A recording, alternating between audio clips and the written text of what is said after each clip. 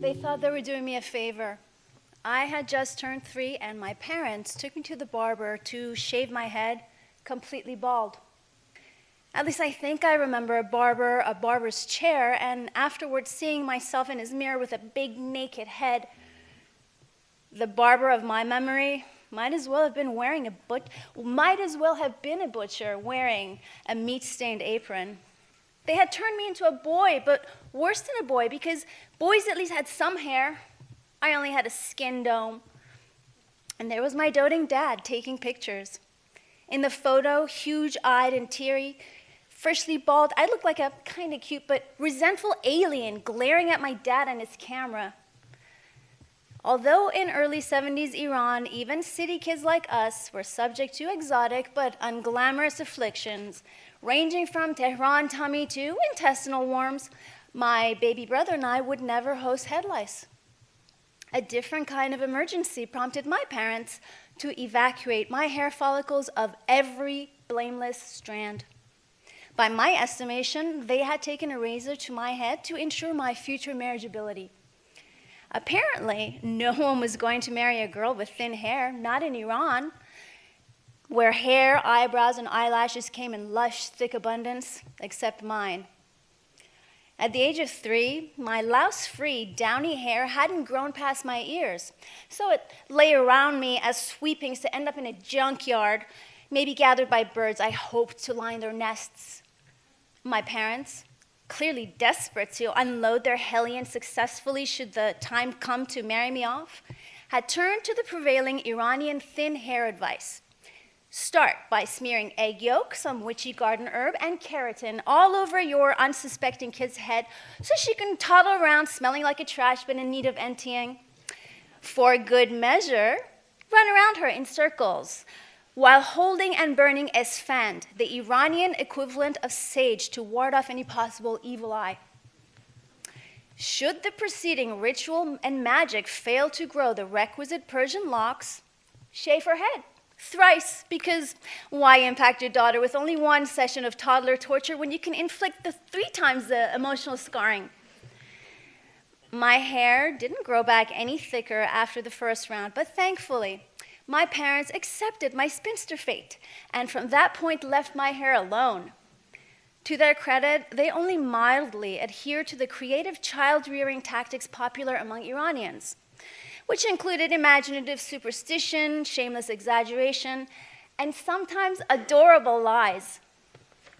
In a country with a rich history of poetry and mythology, modern Iranian application of colorful cautionary tales to everyday situations made sense. Present-day Iran descended from the Persian Empire. Epic lore of might, heroism, and supernatural creatures sank deep in our cultural DNA.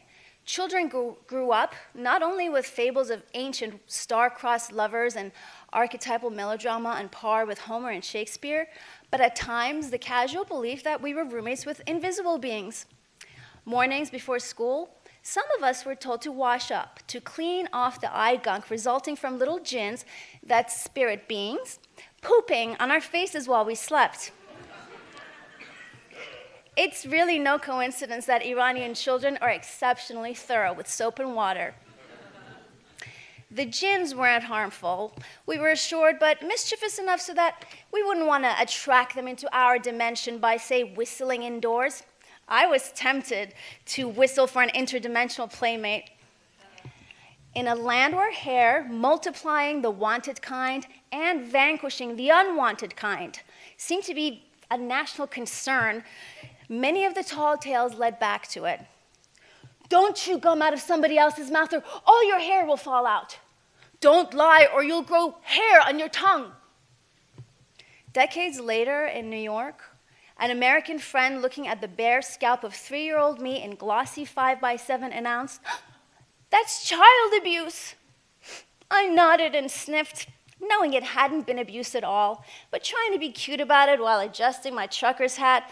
It was covering up that day's unwashed, prematurely gray roots. Some days I thought I was never going to win with my hair. Not only that, in the years to come, I was probably going to grow a menopausal mustache too, a real one, worthy of a twist in hipster wax. Not the wispy peach fuzz I'd learned to bleach since I was 14 years old. To be sure, I wasn't plagued by violent amounts of body hair, but I came from a hair-obsessed country. So I inherited its hirsute ideology along with the rich history and mystic poetry. I wouldn't have given a thought to my unthrilling arm hair if it weren't for well-meaning grown-ups who felt the need to bullshit me. Hairy arms are a sign of intelligence, they said. A statement I almost believed because my arms were indeed hairy, and sure, I was intelligent. Intelligence, however, didn't stop me from 30-plus years of dispensing with body hair through every known method, be it raising, plucking, threading, cold waxing, hot waxing, self-waxing, or burning. Yes, burning. I tried bleaching my arm hair, but it brought on an insanity-inducing itch, making it preferable to burn with fire. Indeed, my compatriots are not afraid of fire, jumping through rows of high flames in the streets every year in a Persian ritual to prove just how much we aren't afraid of fire and instead take strength from it. Çarşamba Suri, or Festival of Fire, takes place on the eve of the last Wednesday before the Iranian New Year. The Zoroastrian purification rite signifies a request. Take my pallor, give me your rose. In essence, the fire jumper asks the flame to take away sickness.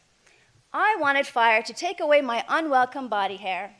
So for me, proud Iranian, warrior since age 3, a neurotic enemy of unconquerable hair, it was entirely normal to stand over the stove to turn my arms in a gentle roast above open flames, singeing every strand. Kill me, but make me beautiful, went a Persian saying. The only problem was few things smell more horrific than burnt human hair. So next came threading. Threading involves a sorcerer who, with just 2 pieces of string rolling on your parts, twists and thus yanks out your hairs by the root, tormenting you to the point of divulging state secrets.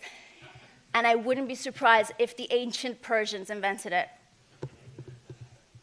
Once we left Iran, my blessed mother and father turned out to be the only ones who didn't push marriage on me.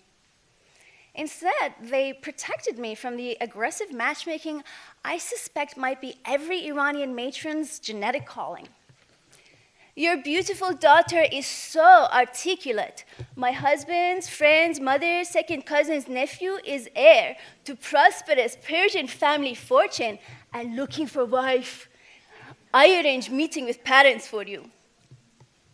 So claimed a woman who had no use for definite or indefinite articles. She wore a beaded gown and dripped from her ears, neck, and wrists with 24-karat gold while gripping my father's shoulders. We were attending her grandson's birthday gala held by RSVP at Chuck E. Cheese's. I stood by politely, not just fascinated, but wholly endeared by a culture I felt a bit peripheral to after years of considering myself a New Yorker. I know from experience my lovely daughter has no such interest, said my father. We must fix by presenting her with proper choice. The gold-loving matriarch winked. Hedia, my doting father, said, is outstanding at making her own choices. I beamed at him. My father threw down at Chuck E. Cheese's. Comically misguided though they had been once in a while, my parents always had my back. You know, like when they thought it was a good idea to shave a little girl's head.